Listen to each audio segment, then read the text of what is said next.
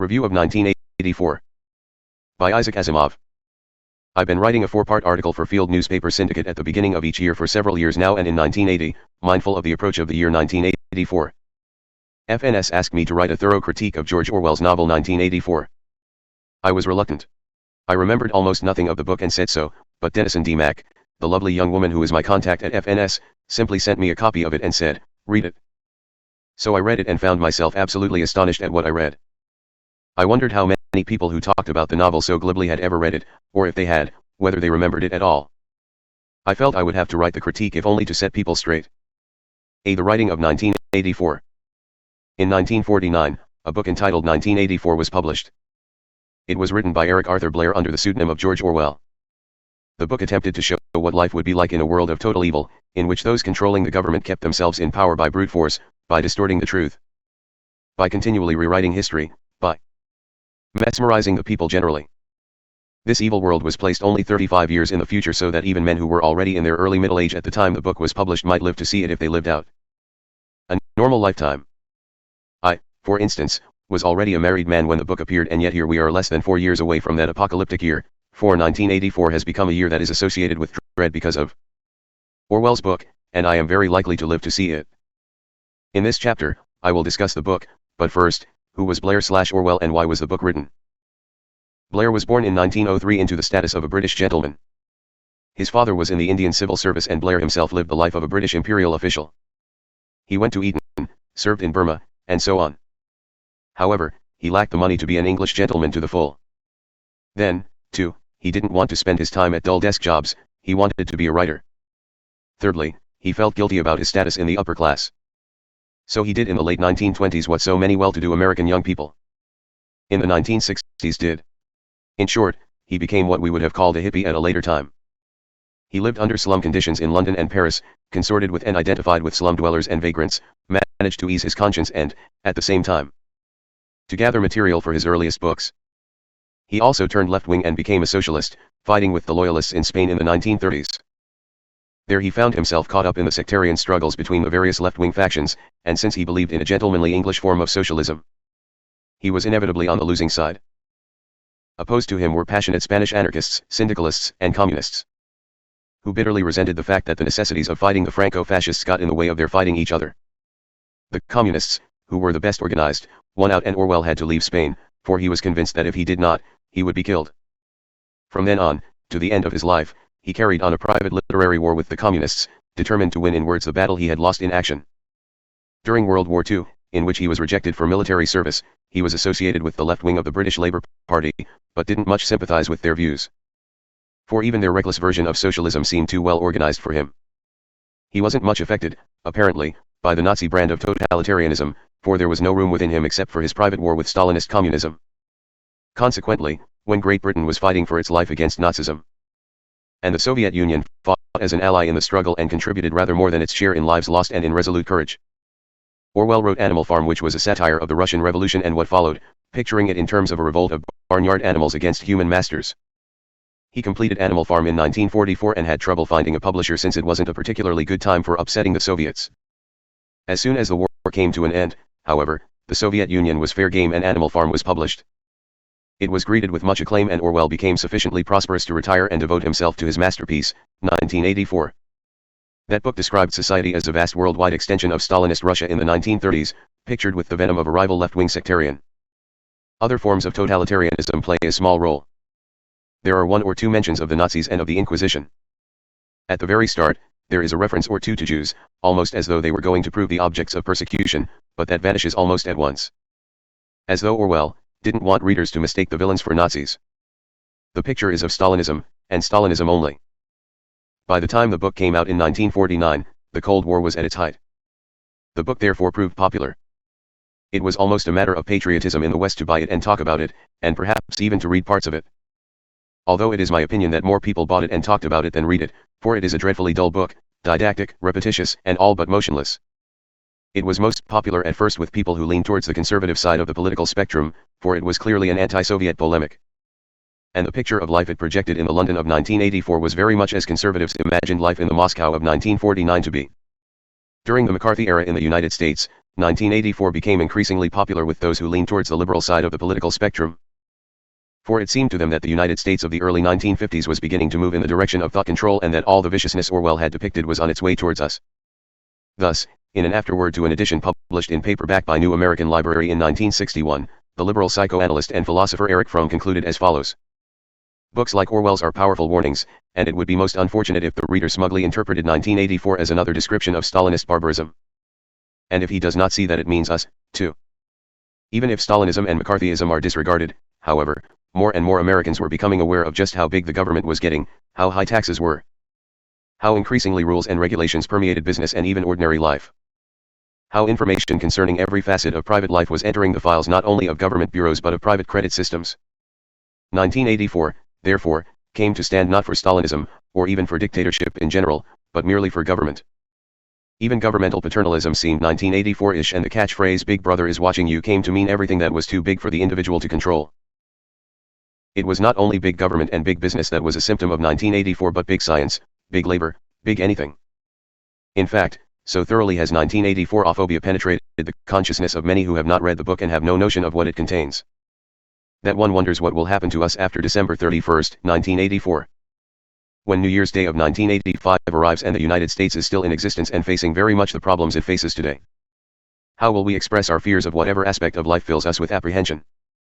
What new date can we invent to take the place of 1984? Orwell did not live to see his book become the success it did. He did not witness the way in which he made 1984 into a year that would haunt a whole generation of Americans. Orwell died of tuberculosis in a London hospital in January 1950, just a few months after the book was published, at the age of 46. His awareness of imminent death may have added to the bitterness of the book. Be the science fiction of 1984. Many people think of 1984 as a science fiction novel, but almost the only item about 1984 that would lead one to suppose this is the fact that it is purportedly late in the future. Not so. Orwell had no feel for the future, and the displacement of the story is much more geographical than temporal.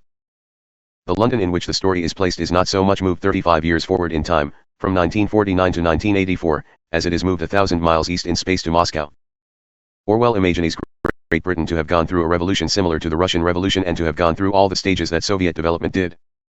He can think of almost no variations on the theme. The Soviets had a series of purges in the 1930s, so the INGSOC had a series of purges in the 1950s. The Soviets converted one of their revolutionaries, Leon Trotsky, into a villain, leaving his opponent, Joseph Stalin, as a hero. The INGSOC, therefore, convert one of their revolutionaries, Emmanuel Goldstein, into a villain, leaving his opponent, with a mustache like Stalin, as a hero. There is no ability to make minor changes, even. Goldstein, like Trotsky, has a lean Jewish face, with a great fuzzy aureole of white hair and a small goatee beard. Orwell apparently does not want to confuse the issue by giving Stalin a different name, so he calls him merely Big Brother. At the very beginning of the story, it is made clear that television served as a continuous means of indoctrination of the people.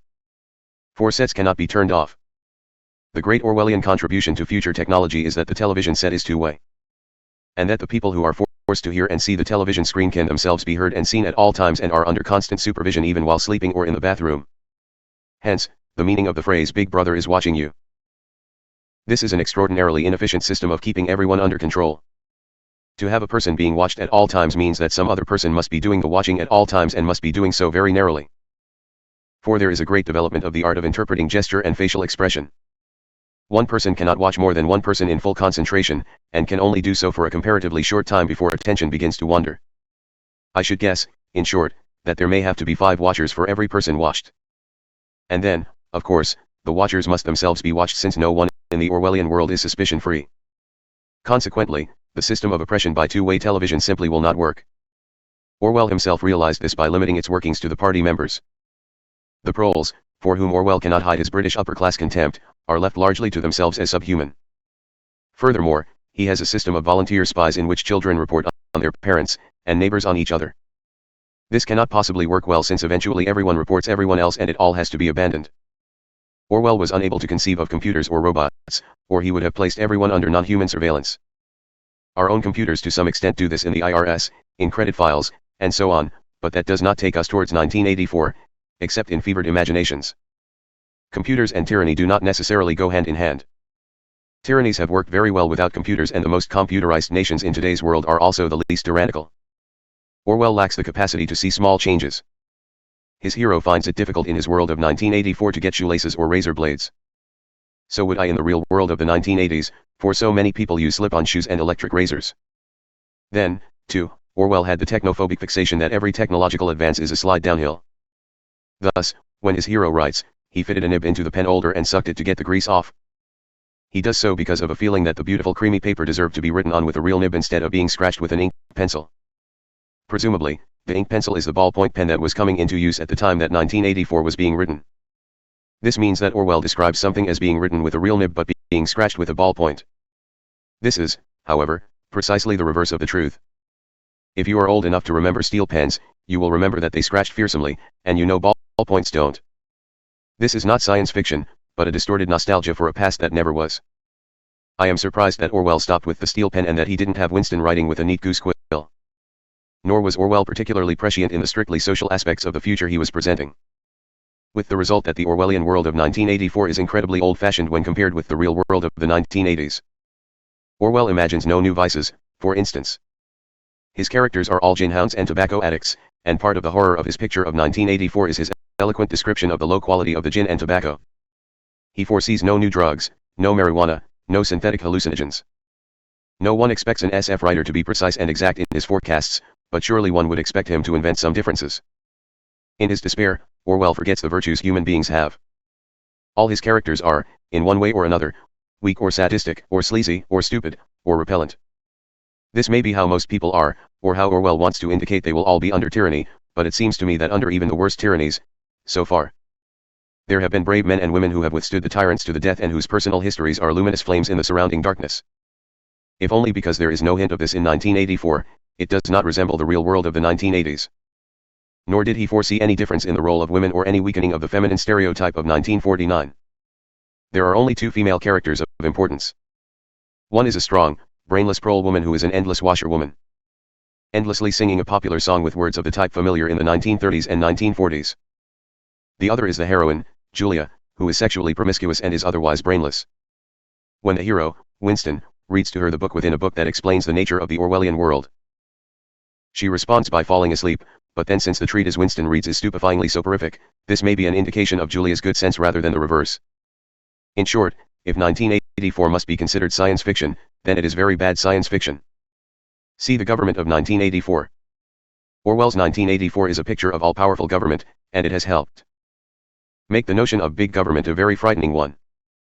We have to remember, though, that the world of the late 1940s, during which Orwell was writing his book, was one in which there had been, and still were, big governments with true tyrants, individuals whose every wish, however unjust, cruel or vicious, was law. What's more, it seemed as though such tyrants were irremovable except by the chance of outside force. Benito Mussolini of Italy, after 21 years of absolute rule, was overthrown, but that was only because his country was suffering defeat in war. Adolf Hitler of Germany, a far stronger and more brutal tyrant, ruled with a steel hand for 12 years, yet even defeat did not, in itself, bring about his overthrow. Though the area over which he ruled shrank and shrank and shrank, and even though overwhelming armies of his adversaries closed in from the east and west, he remained absolute tyrant over whatever area he controlled, even when it was only over the bunker in which he committed suicide. Until he removed himself, no one dared remove him. Orwell, however, had no time for either Mussolini or Hitler. His enemy was Stalin, and at the time that 1984 was published, Stalin had ruled the Soviet Union in a rib-breaking bear hug for 25 years. Had survived a terrible war in which his nation suffered enormous losses and yet was now stronger than ever. To Orwell, it must have seemed that neither time nor fortune could budge Stalin, but that he would live on forever with ever-increasing strength. And that was how Orwell pictured Big Brother. Of course, that was not the way it really was. Orwell didn't live long enough to see it, but Stalin died only 3 years after 1984 was published. And it was not long after that that his regime was denounced as a tyranny by, guess who, the Soviet leadership. The Soviet Union is still the Soviet Union, but it is not Stalinist, and the enemies of the state are no longer liquidated. Orwell uses vaporized instead. Such small changes being all he can manage, with quite such abandon. Again, Mao Zedong died in China, and while he himself has not been openly denounced, his close associates, as the Gang of Four, were promptly demoted from divinity. And while China is still China, it is not Maoist any longer. Franco of Spain died in his bed, and while, to his very last breath, he remained the unquestioned leader he had been for nearly 40 years, immediately after that last breath, fascism abruptly dwindled in Spain, as it had in Portugal after Salazar's death. In short, big brothers do die, or at least they have so far, and when they die, the government changes, always for the milder. This is not to say that new tyrants may not make themselves felt, but they will die, too. At least in the real 1980s we have every confidence they will, and the undying big brother is not yet a real threat. If anything, in fact, governments of the 1980s seem dangerously weak. The advance of technology has put powerful weapons, explosives, machine guns, fast cars into the hands of urban terrorists who can and do kidnap, hijack, gun down, and take hostages with impunity while governments stand by more or less helplessly. In addition to the immortality of Big Brother, Orwell presents two other ways of maintaining an eternal tyranny. First, present someone or something to hate. In the Orwellian world it was Emmanuel Goldstein for whom hate was built up and orchestrated in a robotized mass function. This is nothing new, of course. Every nation in the world has used various neighbors for the purpose of hate. This sort of thing is so easily handled and comes as such second nature to humanity that one wonders why there have to be the organized hate drives in the Orwellian world. It needs scarcely any clever psychological mass movements to make Arabs hate Israelis and Greeks hate Turks and Catholic Irish hate Protestant Irish, and vice versa in each case. To be sure, the Nazis organized mass meetings of delirium that every participant seemed to enjoy, but it had no permanent effect. Once the war moved onto German soil, the Germans surrendered as meekly as though they had never Sieg Heiled in their lives. Second, rewrite history. Almost every one of the few individuals we meet in 1984 has, as his job, the rapid rewriting of the past, the readjustment of statistics, the overhauling of newspapers, as though anyone is going to take the trouble to pay attention to the past anyway. This Orwellian preoccupation with the minutiae of historical proof is typical of the political sectarian who is always quoting what has been said and done in the past to prove a point to someone.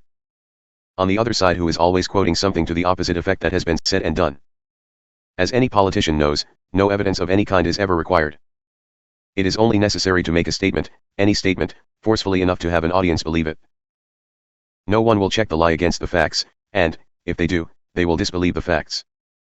Do you think the German people in 1939 pretended that the Poles had attacked them and started World War II? No.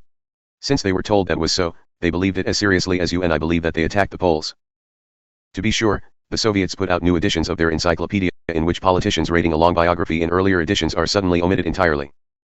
And this is no doubt the germ of the Orwellian notion, but the chances of carrying it as far as is described in 1984 seem to me to be nil, not because it is beyond human wickedness, but because it is totally unnecessary. Orwell makes much of Newspeak as an organ of repression, the conversion of the English language into so limited and abbreviated an instrument that the very vocabulary of dissent vanishes.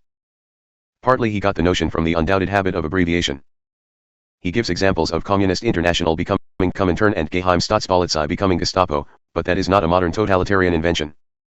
Vulgus Mobile became Mob, Taxi Cabriolet became Cab, Quasi-stellar radio source became Quasar, light amplification by stimulated emission of radiation became laser, and so on.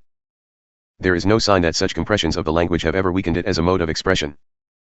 As a matter of fact, political obfuscation has tended to use many words rather than few, long words rather than short, to extend rather than to reduce. Every leader of inadequate education or limited intelligence hides behind exuberant inebriation of loquacity. Thus, when Winston Churchill suggested the development of basic English as an international language, the suggestion was stillborn. We are therefore in no way approaching Newspeak in its condensed form, though we have always had Newspeak in its extended form and always will have. We also have a group of young people among us who say things like "right on, man, you know. It's like he's got it all together, you know, man. I mean, like you know dash and so on for 5 minutes when the word that the young people are groping for is huh.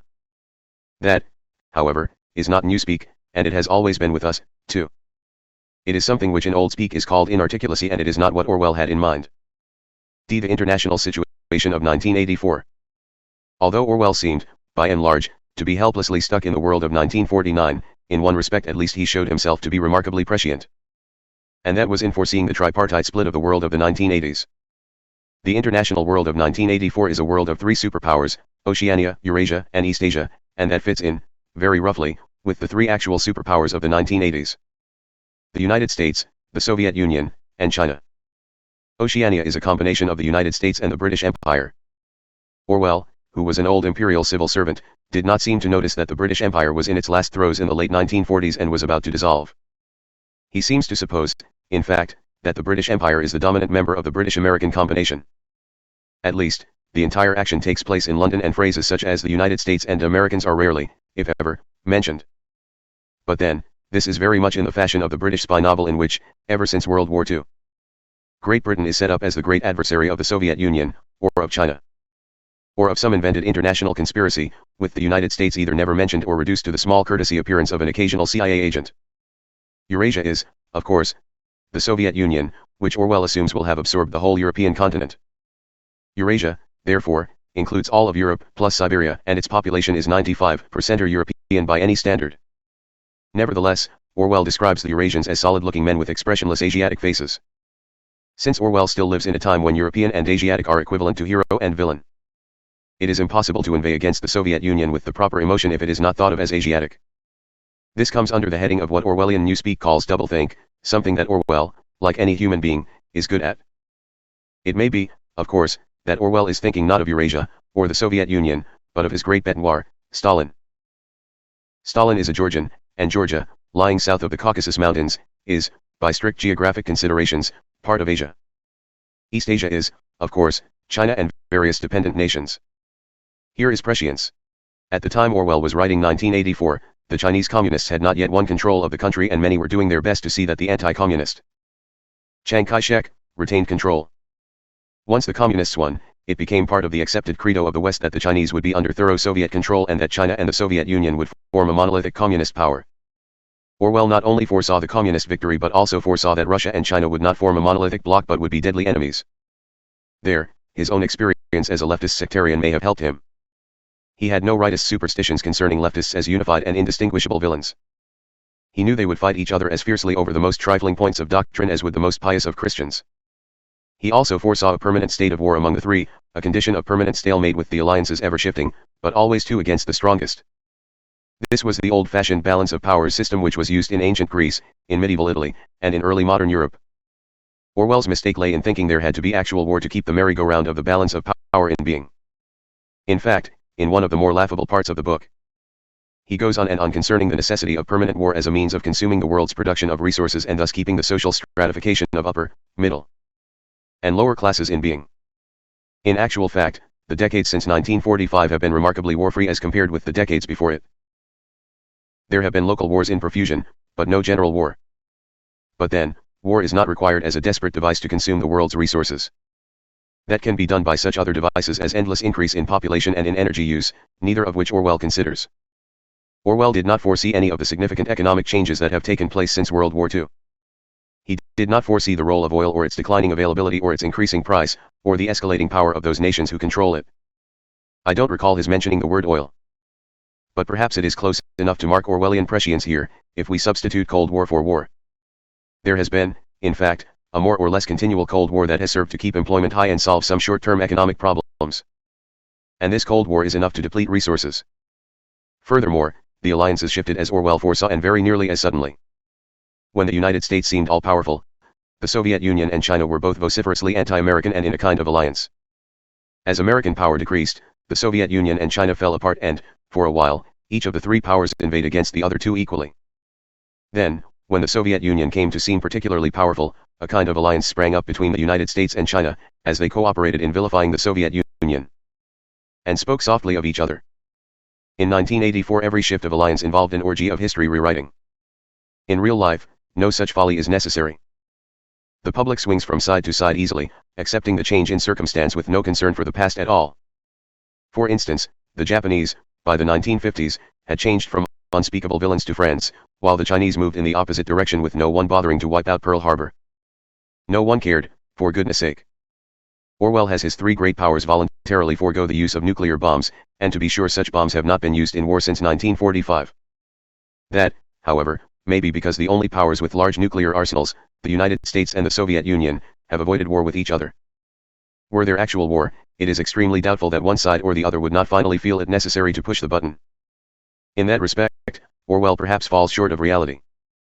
London does, however, occasionally suffer a missile strike, which sounds very much like a V1 or V2 weapon of 1944, and the city is in a 1945 type shambles. Orwell cannot make 1984 very different from 1944 in this respect. Orwell, in fact, makes it clear that by 1984, the universal communism of the three superpowers has choked science and reduced it to uselessness except in those areas where it is needed for war. There is no question but that the nations are more eager to invest in science where war applications are in clear view, but, alas, there is no way of separating war from peace where applications are in question. Science is a unit, and everything in it could conceivably be related to war and destruction. Science has therefore not been choked off but continues not only in the United States and Western Europe and Japan, but also in the Soviet Union and in China. The advances of science are too numerous to attempt to list, but think of lasers and computers as war weapons with infinite peaceful applications. To summarize, then, George Orwell in 1984 was, in my opinion, engaging in a private feud with Stalinism, rather than attempting to forecast the future. He did not have the science-fictional knack of foreseeing a plausible future and, in actual fact, in almost all cases, the world of 1984 bears no relation to the real world of the 1980s.